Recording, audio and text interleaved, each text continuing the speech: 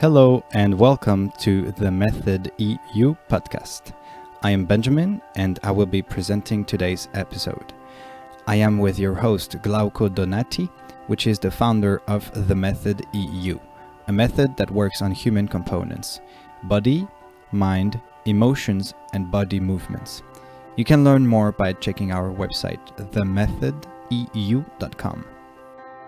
This podcast revolves around the four pillars of the Method EU: Chinese medicine and shiatsu massage for the body, dynamic hypnosis for the mind, neuro-linguistic programming or NLP for the emotions, and HOM, HOM, harmony of movements for the body movements. And also many other subjects like body language, the origin of the mind, identity, our belief system, nonverbal communication or body language, etc. All this in order to bring awareness to people in search of the truth, on a path of healing, traumas, addiction, etc., or to deepen one's connection to oneself.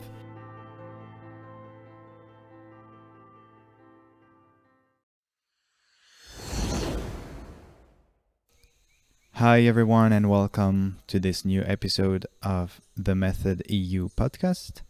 Today we are in Costa Rica again, deep down in the jungle, as you can hear in the background.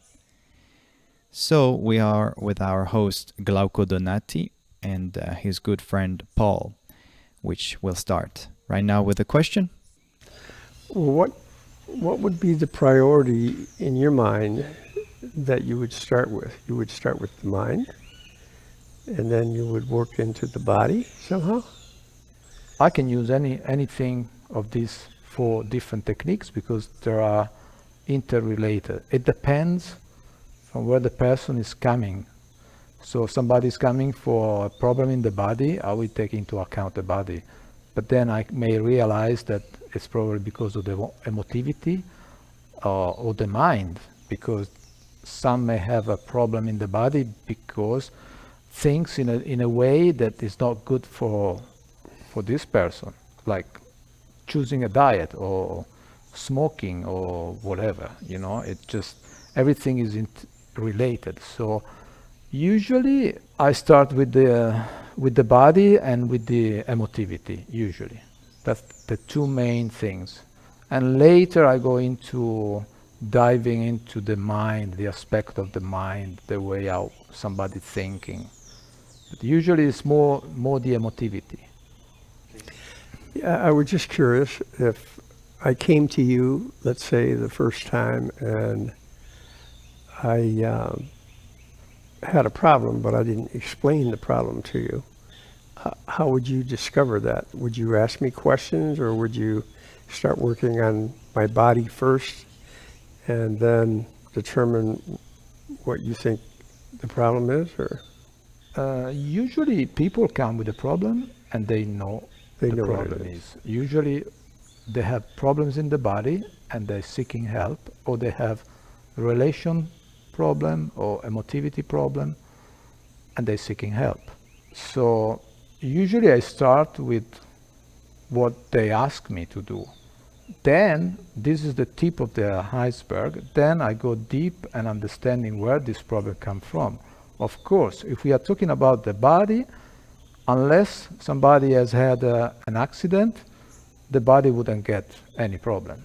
So if there is a problem in the body, it's going to be a somatization, an emotional imbalance, something that the person does that is not maybe the use of the body, but it's still in the mind, in the emotivity.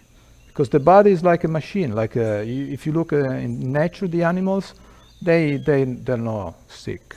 They're all pretty in good shape.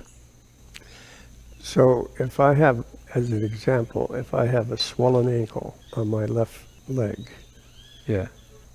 and it comes and it goes, I don't know exactly what the problem would be, and I would say to you, what do you think is causing that problem? Well, I should have to check it out and see the swollen ankle comes and goes, depending if it comes and goes, depending on how much you use it or not. It depends. I have to evaluate, your age, the condition of the general condition of the bones, but it's just one ankle, just the left ankle. If you have had any accident, or if you have a knee problem in that side, hip imbalance, there are different things that I can evaluate. So it's very personal. Each situation must be evaluated, for each person is unique. Okay, generally speaking, we all the same, but we are also not the same. Because we have different background, different experience, different way of living, doing things, and these interact. Because the deep theory is that disease doesn't exist, it's just an imbalance. Our body is made up in a way that it will fix itself. If you cut, the skin come back exactly as before. But if you keep stroking there and cutting yourself, and you don't realize why, you're going to have a problem. So the body it's self-repairing, inside, outside, everywhere. And what about the influence of the emotions and the mind over the body that tries its best to fix itself? Yeah, the body is free, completely free, doesn't have any emotion. From the theory that I am working with, your unconscious mind only has freedom, love, and expression. What we call emotion, like people say they have fears, they have anger, they have like sense of guilt, they call this emotion. These are not emotion, these are blockages. These are problems that we don't want to have in life. So if somebody has a sense of guilt, for example, really strong, this person wouldn't do the things that he would like to do. And that generates tension, and the tension you feel it in the body. It's not just something that you perceive, like in terms of energy, in terms of emotion. You actually live in the body, and then that will change your behavior, will change the outcome in life, and that will generate a different life. And then on the long run, you will develop a disease, a disharmony. If I come to you, as I said, with a swollen ankle, you would ask me questions about my lifestyle, or would you ask me about questions about my diet? I will ask you a question about lifestyle, diet, evaluate if the ankle, if you didn't have any injury, you shouldn't have an ankle problem. If you have an ankle problem, I can realign the body, and when the body is in shape, is aligned, everything, all the joints must work smoothly. So, and if it's not that, it's going to be emotional or lifestyle. Maybe changing of the diet, too much acidity in the body, create swollen ankles. It can be kidney problems. It can be anything, but I have to evaluate each person. So you said you can realign the body in order to get rid of the swollen ankle, even though it's not injured. So how do you realign the body? What techniques do you use? This is a mix of body work. They work in Chinese medicine, shiatsu, and other techniques, physiology, physiokinesitherapy, osteopathy. It's a mix of techniques that I use, and some of those are mine. I just come up myself with these techniques because I work in the floor. I don't work in the bench on the table. Oh, okay. So you treat patients on the floor. On the floor. Ah, yeah, like okay. Japanese style. Japanese style. Okay. Because the massage performed in the floor, the therapist will use all of the body. So the massage is very much supported. You can have pretty much stretch, traction, and enhance the flexibility of the body, and work in a completely different way that on the massage table. Because on the massage table, the position of the operator, it's quite uncomfortable because this person can only work with the arms. Yeah, it's different. It's a completely different thing. So basically, you have more leverage when when the body is lying on the floor. You can exert Yeah, more pressure in certain areas of the body. yeah, it's a different concept of working on the body. Yeah, and the same concept of working on the body in massage, it's the same concept in martial art. It's the same concept. It's a circular concept. So your intention is also very important. The intention of the operator is very important. So if I have an intention, my body will manifest it. So I can work through the body. You can enter the body of the receiver. So, how does an intention is being manifested through the body? Exactly what you said. The operator needs an intention. How is it manifested through your body? It's difficult to answer this question without trying it. I would try. An intention is like somebody do something on purpose and is motivated and is focusing on doing something, it get a result. Somebody doesn't know what to do and it just work the same area but with no intention, with no aim, it doesn't get the same result. From the outside, from the observer outside, they may not see the difference, but the receiver will feel the difference. So is this what you would consider Chinese medicine? Chinese philosophy? Oh yes, I do work on a Chinese medicine aspect for the body.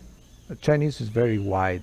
The philosophy of Chinese medicine, it goes beyond the body. It goes in the environment. It's cosmological because it takes into account the cycle, the circadian cycle every day, the menses for the women, the cycle for childhood. It's an 8-year cycle for a man and 7-year for a woman. So from every 7 years, the cycle changes, and there are different organs that go into play. It's very natural and cosmological. You take into account the elements. So our body is the mix of the elements. You have fire, wood, water, air, metal.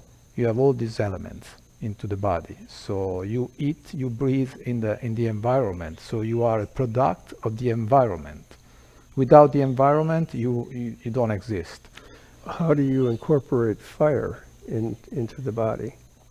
Fire into the body is your heat. The body produces heat. That's fire. Okay. Without the sun, you would die. Without the proper food, without love, is fire. Emotional.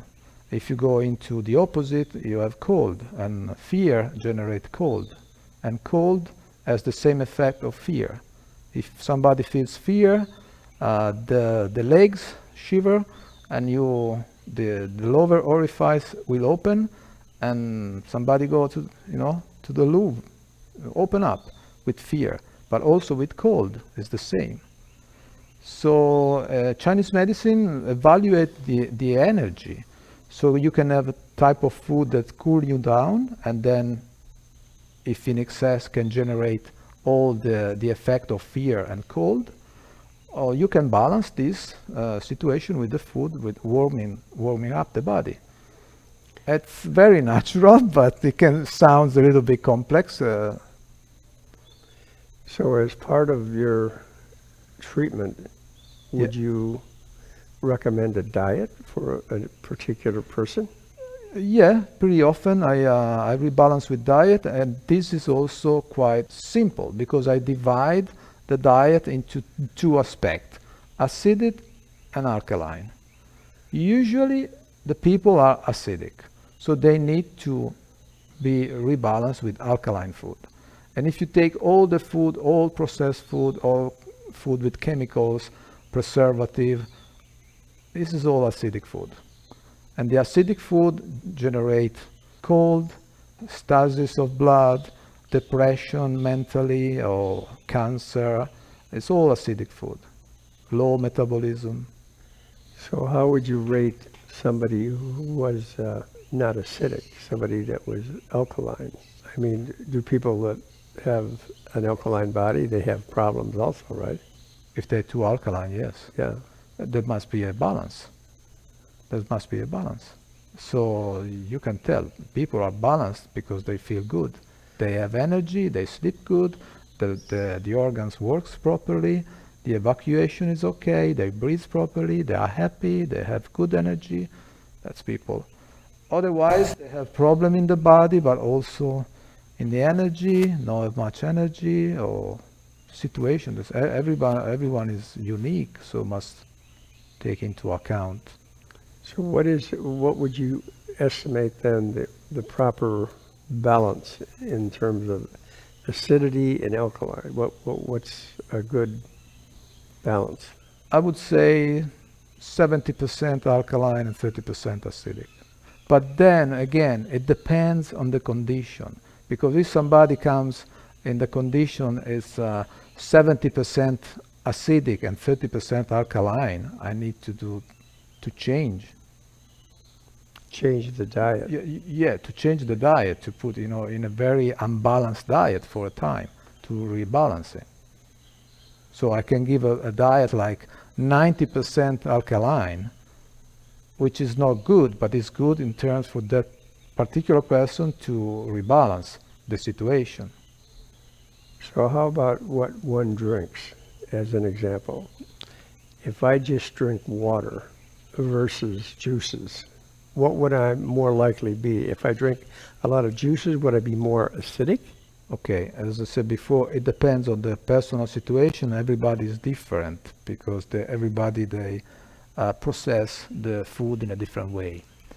But saying that in that way, if you compare water to juices, it depends. If it's juices from fruit, depends which fruit, because some fruit is very acidic. Generally speaking, all fruit is kind of acidic. And if you take vegetables, it's just more alkaline, but it depends what. Can you give an example of acidic fruits and alkaline fruits, and acidic vegetables and alkaline vegetables? I want to change this word in terms of acidic and alkaline. I want to change using yin and yang, which is better because acidic and alkaline and yin and yang, they are quite the same, but not quite the same, depending of people. Acidic in a Western point of view, it can be different than in the Eastern. So we use yin and yang. So yin is the aspect that is not just acidic, it's cooling, it's the energy goes downwards. There are a lot of different associations. So the planet gives the fruit according to the location, to the climate. So if we live in a hot climate or in summertime, the fruit that comes in summertime, there will be cooling because the hot is outside, and the plant that can, we're talking about plant now, the plant that can grow in the summertime, they must be balanced, so it's cooling, compared to a plant that will grow in the winter time, there's more hot. So I give you this example, coffee and ginseng. People think that coffee is an excitant, and ginseng is an excitant too. But coffee is a fruit of a plant that grows in the equator, in a hot climate. And ginseng is a root of a plant in Siberia, which is -50. So in terms of energetic, they are completely different plant. So if you take coffee, you have a cooling plant, really yin. And that when you take this substance is very yin, your body reacts. And because of the substance of the coffee, you feel it in your heart, and your heart starts beating fast. But this is the reaction of your body, is not the coffee. The fact that it speeds you up, it gives you more energy, is not because the coffee is an excitant. The coffee is the opposite. It expands. This energy is yin, it expands, it doesn't contract.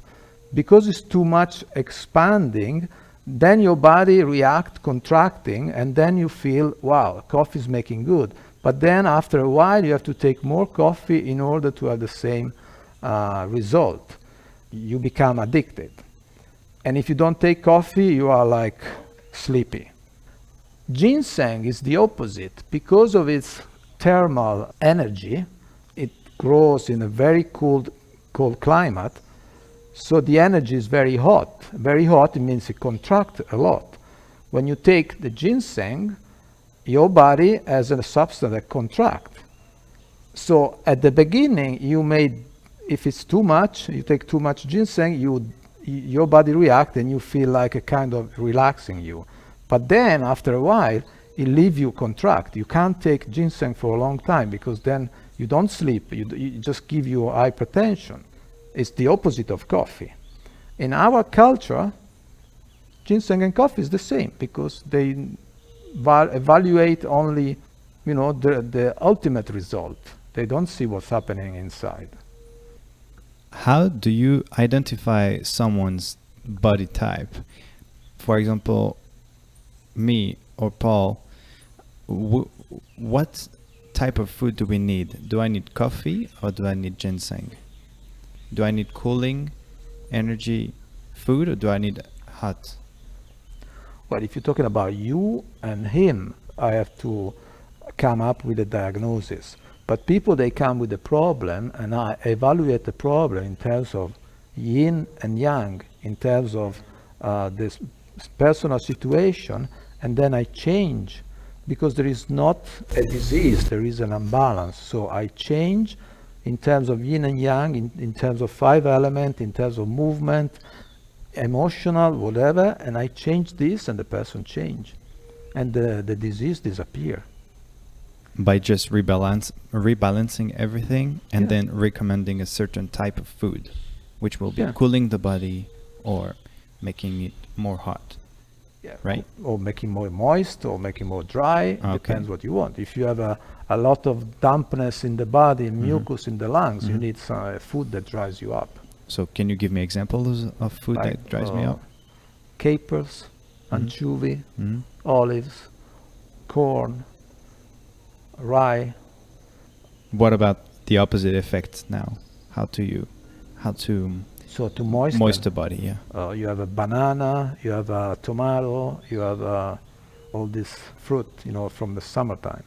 But if you look at the weather, in a dry weather, the plants are more moistened.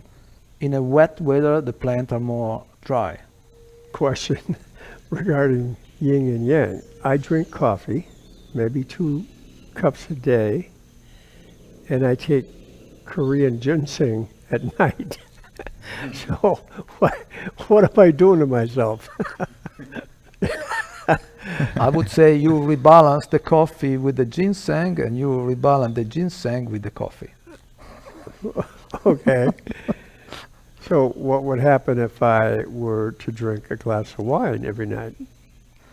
Yeah, okay. But we don't have to see things in that way. I mean, we have a range, having an intake of, yin or yang substances without having any problem. We have a wide range of health. We can drink wine, and then if you drink 2 glasses of wine, you have an effect, but then the effect slows down because the body rebalances itself. The problem is when you have a condition like, I don't know, you have a bladder condition, you have to go to the toilet too often. Coffee is not good for you. Ginseng is good for you. Then, of course, it also can depend on the time of the day, because the time of the day is also yin and yang. The morning is yang, the evening is yin. So if you take a yang substance in the morning, it has a different effect than taken in the evening, and vice versa. Like, for example, an orange in the morning, because the orange is very yin and the morning is very yang, you can take an orange and it's okay. But if you take an orange in the evening, very often you don't digest the orange. It's stuck in your stomach. That's because of the time of the day. Because the planet is yin and yang, according to the sun, the position, the morning, the summer, the winter. Everything is very, it's a dynamic, it's not static. So the Chinese medicine, the difference, the Chinese medicine and Western medicine, Chinese medicine is dynamic. You have to filter and interpret it depending of many different situations. You never have just one outcome. Western medicine is static. They say this is it and this is it. No matter if it's winter, night, summer, your age, doesn't matter anything. It's So completely different. unfortunately, it doesn't take anything into account, not even the person. Thank you so much. Thank you for being here and for being our guest today, Paul. And thank you, Glauco, for answering all our questions again. Thank you, everyone, for listening. And I hope to see you on the next podcast. Thank you, everyone. Thank you. Bye.